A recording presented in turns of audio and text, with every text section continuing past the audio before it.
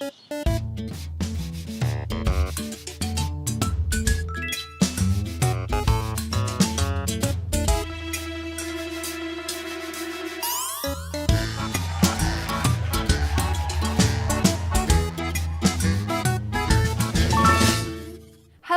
and welcome to the Artist Toolbox. I'm your host, Shannon MacKinnon. Photographer Brent Perniac has been capturing the beauty of celebrities and moments for over 20 years. I caught up with him at his studio to chat.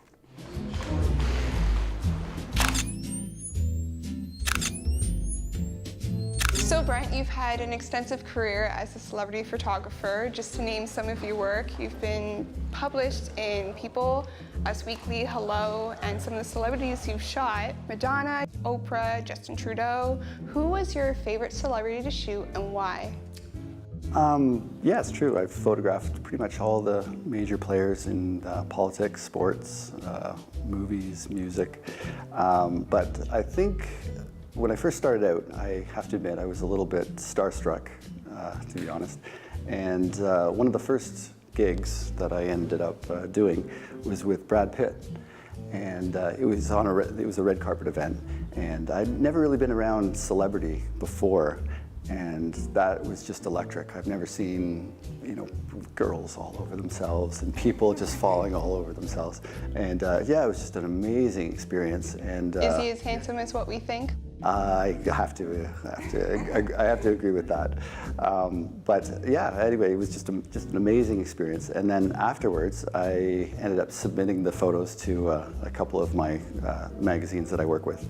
And yeah, they ended up selling for, a lot of money at that time, like thousands of dollars. So anyway, it sort of started me on the career of photography. I just thought, this is super easy. It was just a really great experience, and I just thought, this could be what you want to do. Yeah, best event and best career you could possibly imagine. You started out as being an aspiring writer, and then you went over to photography. So I want to know, what was it about photography that attracted you, and how did you fall into this career? Yeah, I've always been interested in photography as a hobby. Back in high school, I was one of the photographers for the yearbook, and I used to get my friends to pose. We used to try to recreate different ad campaigns and that sort of thing, and I'd drive them crazy. But yeah, when I got to university, I wanted to be a writer. I took sociology and English, and I basically wanted to be a writer in some capacity.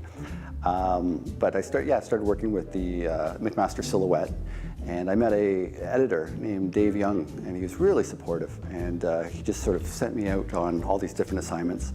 And he used to ask me to do record reviews, CD reviews, and you were able to keep the CDs afterwards. So he'd give me all these CDs, and I just write up a little description of the music, and it was great. I ended up getting a huge collection of CDs at the time. But anyway, my friend Dave started asking me to do concert reviews, so I ended up going out there as a reviewer, and one concert in particular was Guns N' Roses, and he asked me to, he said that the photographer didn't show up, and he asked me if I could do the review as well as the photos. So anyway, I ended up doing just doing that, and it was a great experience. And just for the record, it was one of these.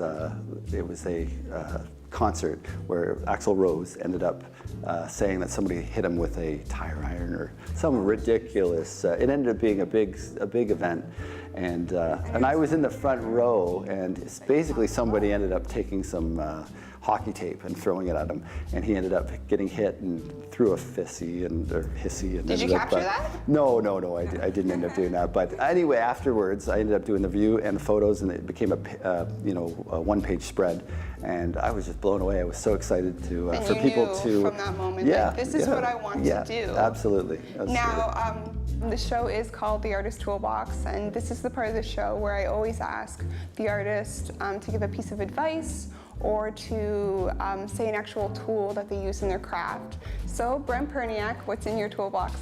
I'm going to start out by answering this in two ways. I think first of all, the boring way is what's in my camera bag, and I've pretty much stayed with Nikon equipment. I have 3 bodies, Nikon D3, a couple of full format cameras, and cropped sensor, and I have all the lenses that you could possibly imagine. But the second part to that is, I think, dreaming big. I've always, sort of set my sights on, these big dreams. And, I've been shooting for almost 20 years. And 20 years ago, I never thought I'd be able to, have these experiences. Preparing for the show tonight, I ended up going through all my old, magazines. And I've been in pretty much every major magazine. And 20 years ago, I would never thought I'd, be in all these different magazines. But yeah, dreaming big and just having passion for, photography and doing what I want to do exactly. So Brent, what's next? Yeah, I've been in pretty much all the major magazines, but I do want to get into, there's 2 magazines that are my favorite magazines I've never had a chance to be in, which is GQ, and it was like our Bible growing up. And that'd be one magazine I really want to get into, and Vanity Fair. And those are the 2 the magazines that I want to get into. Well, I hope it works out for you. I'm sure it will. You're doing well. And Brent, thank you so much. Okay, thank you so much. A big thank you to Brent for sitting down with me and for that awesome photo session. You definitely got my good side. To learn more about Brent, go to his website at www.brentperniac.com. Toolbox Resource File. Let's see what's in our toolbox today. So today's tip is for all my friends at home who have Netflix. Guys, if you don't have Netflix, I highly recommend you get on this because there are a ton of art documentaries or docuseries that you guys should really check out. The docuseries that I want to highlight today, though, is called Abstract: The Art of Design. There is a ton of different art careers that they feature in this docuseries. Anything from stage design to interior design to architecture, photography. They really go in and delve into the career which they highlight. Guys, if there is a movie or a docuseries that you want me to check out that involves art, tweet me at the Art Toolbox and let me know. That's all for Toolbox Resource File today, but guys, don't you dare go anywhere. There's lots more coming up on the Artist Toolbox.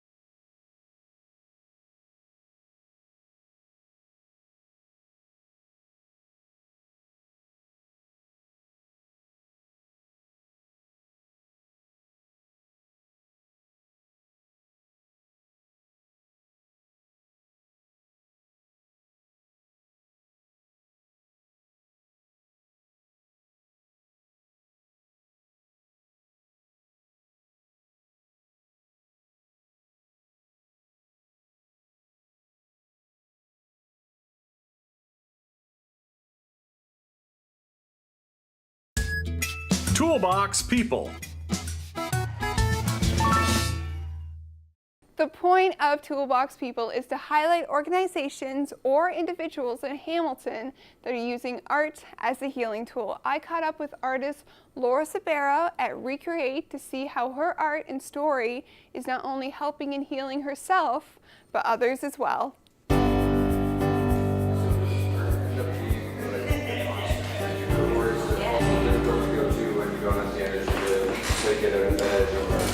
It's funny because I keep a little notebook and a few pens beside me on my night table, and if I really feel like I can't get out of bed, I'll draw. Laura, why don't you tell me about the presentation that you just gave?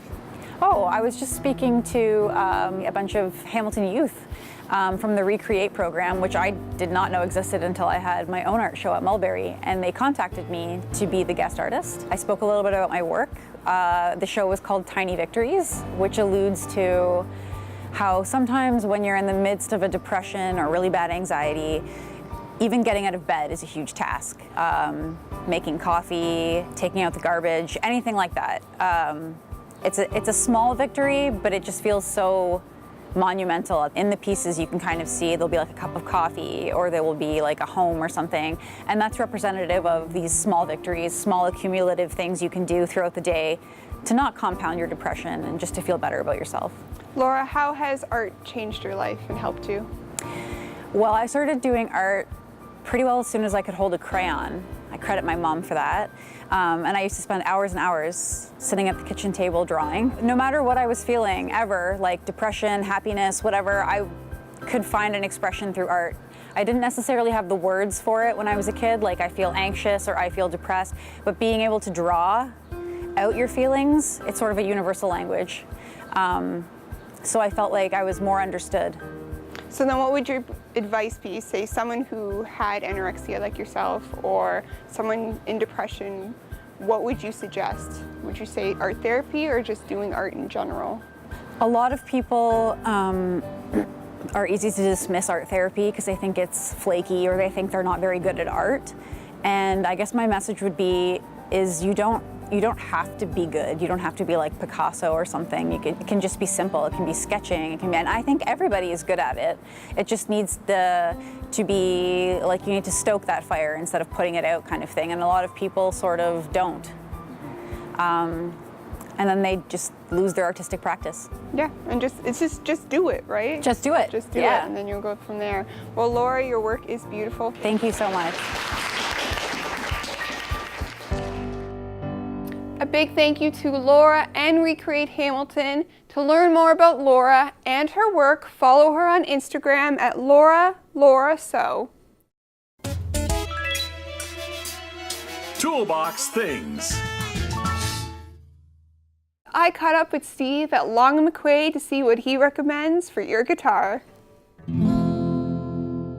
So Steve, what tool do you have in your hand? This is an acoustic guitar humidifier. It's used to make sure that the guitars don't dry out.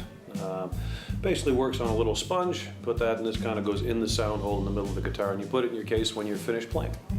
Now, is that just for an acoustic guitar or all guitars? Electrics don't need them as much. It's a lot more important for acoustics because there's a lot more glue joints and a lot more resonance on the top and a lot more woody items than there are in an electric. And it's very important they don't get dried out. When guitars get dried out, a lot of times glue joints don't fit, bridges start lifting, lots of nasty stuff happens, especially in Canadian winters where the furnaces get turned on. It's a very, very bad habit to get into to not put your guitar back in the case when you're finished playing. There's a bunch of different types, and this is one of the Planet Waves Pro humidifiers, but there's also the Oasis line, there's also several others that we carry, some for the instruments themselves and some for cases. So Steve, for someone who's brand new, would you recommend a humidifier? Yes, I would. And why is that? Because a lot of times people will just sort of leave their guitar out and leave it in front of a vent or leave it in front of the furnace. Electric heat's the worst.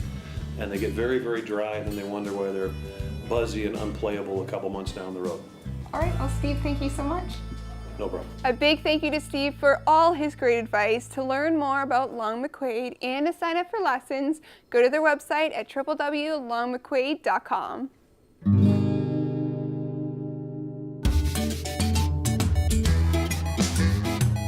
Toolbox tips. I'm going to say advice. I've got scat of pottery tools, but you know, anybody who's going to Pottery Supply House is going to find the same things.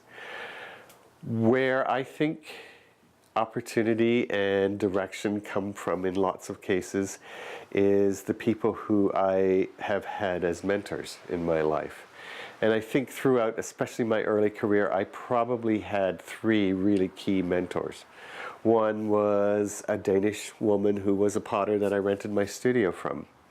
And while we never directly worked together, we worked simultaneously side by side. And it was awesome to have this parent age person. You know, you're having coffee and going, oh my God, that shop will not pay me. They never pay me. And she's going, have you called them? Yeah. I said, well, yeah, I called last week. And she said, call them every day. Yeah. And then call them twice a day for a few days. And then call them 3 times a day. They'll twig. So you just always had someone. There was always that, and then professionally 2 potters in England that ended up being really key mentors in my life in terms of philosophy or habits of work or ways they organize their lives or just awesomeness, you know? The business of art. Here on the Artist Toolbox, we're all about promoting and empowering creativity and the importance of artists. However, it is wise as artists to look at the business side of things and see through the eyes of the person hiring and buying your art. Welcome to the Business of Art.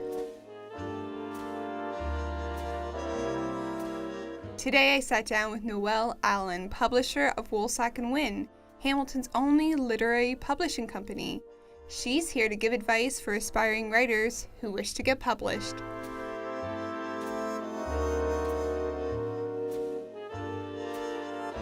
Know the press you're submitting to. Take a look at their backlist. Take a look at their authors. If you like their authors, if you like what they're writing, if you would really like to sit down with these books and enjoy them, there's a really good chance that the editor is going to sit down with your book and enjoy it. If you are pitching me a book that is something I have never published before, it's what we call not on our list. It's not in our line. It doesn't fit us. And we won't have a home for it, because it's just not something we're good at producing.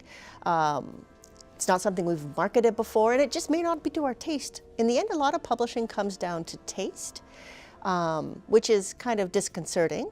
I mean, there's got to be talent, but also there's taste. And if you don't line up with somebody's taste, your book can be very, very good, but just not a good fit for that company. So we are open for submissions for the first 3 months of the year. So for January to the end of March, we ask people to send in their manuscripts at that time. If you've worked with us before, we'll just want to see what you're doing next. But if you've not worked with us before, then we are going to look for a query letter. A good query letter is fairly simple. I don't need a whole bunch of detail. Why you picked the press, what your book's about, why you think your book's important. That's really it. I'd also like, additionally, we usually ask, because we ask for the writing history, so that's when you tell us a bit about you, your biography, what your history is, what your background is, where you've published before. It's unusual for anybody to bring out a book without having published a couple of short pieces before. So it's a really good idea to get a couple of pieces in the paper, local papers, even blog posts. If you're a poet, you should get some poems out into the literary journal, just to have shown that you've actually gone out there and you've taken the work out and you've shown it to people and you're ready to take the next step, because a book is a lot of work. And we need to know that you've been comfortable doing that work before. You have a manuscript and you've submitted it to me this January, and I've said, this is fabulous, brilliant, I'm publishing it. You've got 2 years before that's going to be a book. So I will accept it. I will tell you what season we're publishing it in. It's usually spring or fall. I'll send you a contract. If you're publishing with a traditional publisher, you should get an advance. You're going to be paid for your work. It may not be much, especially for the poets, because frankly we don't sell that much poetry. But you should be paid. You should not be paying the publisher if it's a traditional setup. Then over time, probably the next 6 months or so, I'm going to give you what's called a substantive edit. So I'm going to go through your manuscript and I'm going to say, this is a fabulous idea, but I don't understand what you're talking about. So let's rewrite this. This character could be more, or this character makes no sense, or we've had all this fabulous information happen off scene. So these are the big rewrites. These are the, we've missed a whole chapter, or we've kind of written around the hard part, or we've done all this. So that's the big rewrite.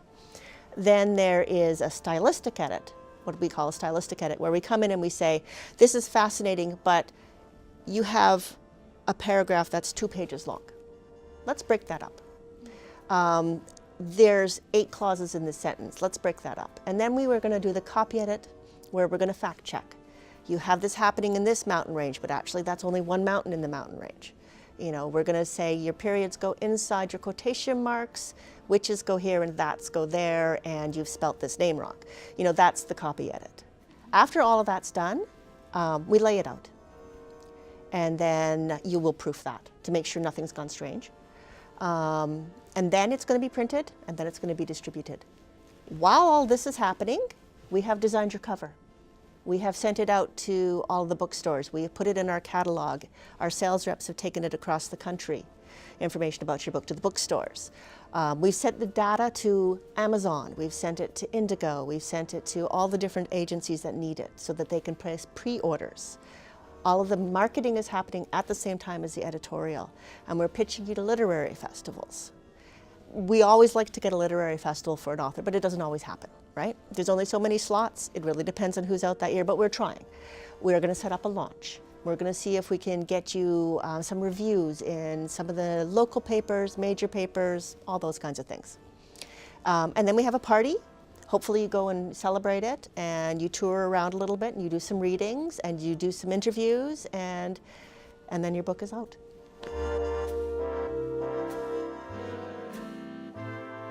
We're a literary press, so we publish pretty widely. We do a lot of poetry. We do a lot of nonfiction, but more of the essay style, sort of memoir or travel. No self-help, no business books. We've done a little bit with cookbooks, things like that, but only as they're sort of exploring somebody's history or past, usually with stories alongside of it. And we do fiction. You can self-publish, but I won't republish what you've self-published. So if you've brought a book out and sold it, it's been sold. There's no more for me to do with that book. A lot of people do it. Sometimes it's for good reasons. I had one gentleman tell me that he'd been very, very ill, didn't think he had much time left, and he just couldn't wait for a traditional publishing process. He wanted to get that book out right away. And so he self-published it, and then he got better.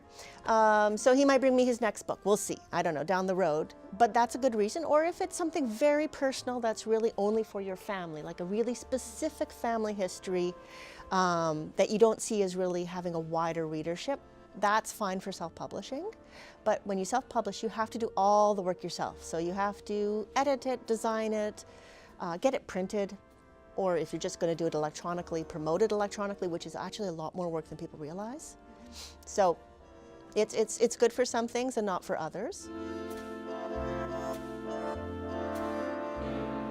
I've had authors come to me agented and unagented. Not all agents are equal either. So sometimes you might think an agent sounds really good and they're not actually that strong of an agent and they don't have those connections. I've also had people who've had agents who have let go of their agents and come to me without their agents. So it's really, it's all of a mix. Write, just keep writing and send the work out, right? So this is the hardest part. A lot of people will get to a point where they've written something and they can't let go of it. A lot of people can't finish it either, but that's a different question. But we're going to assume you finished your piece of writing. So it's an essay, it's whatever. Send it out into the world. Put it out there and see if you can get it published. Take it to writing groups. Take it to a writer in residence. So Gary Barwin is the writer in residence right now. And he's a wonderful man and a brilliant teacher. Have him take a look at it and give you some ideas. Talk to people about your writing and get some feedback, because you are likely to need to do at least 3 or 4 drafts before you send that to a publisher. Stay tuned, there's lots more coming up on the Artist Toolbox.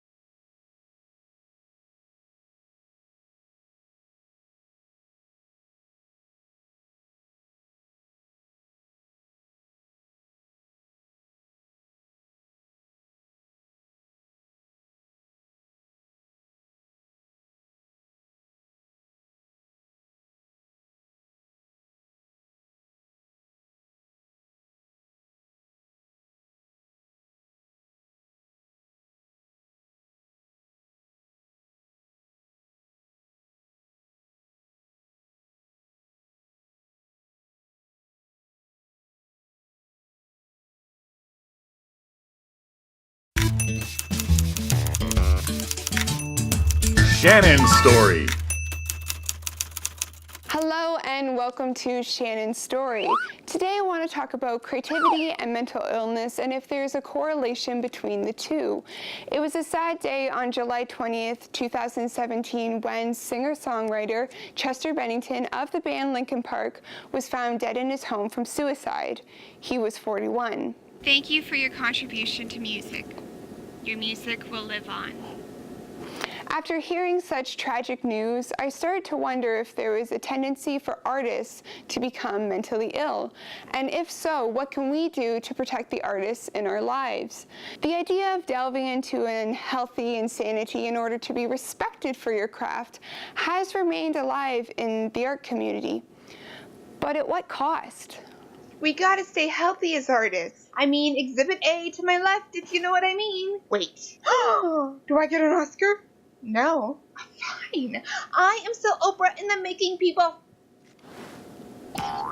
Many artists' lives have ended tragically, such as writers Virginia Woolf and Ernest Hemingway, painter Vincent van Gogh, and actor and comedian Robin Williams, to name a few.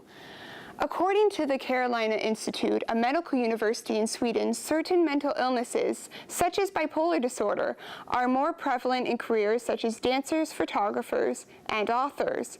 Through further research, they concluded that authors specifically are the most common profession to suffer from a psychiatric disease and are 50% more likely to commit suicide than the general population. Furthermore, the Journal of Psychiatric Research found that as a group, those in creative professions weren't more likely to suffer from psychiatric diseases than other people, except for bipolar disorder, although they were more likely to have a close relative with a mental disorder. With all this information, I am not discouraging anyone from pursuing a creative profession or life. In fact, I strongly encourage it. The healing properties of art will always be far more powerful. However, it is wise to know the facts and to check in with yourself as an artist. I want to give my heartfelt condolences to Chester Bennington's family and friends, and to anyone who's lost a loved one due to a mental illness. If you know someone who needs help, please reach out and call the Salvation Army Suicide Hotline at 905-522-1477. Thank you for tuning into the Artist Toolbox. Stay creative, Hamilton.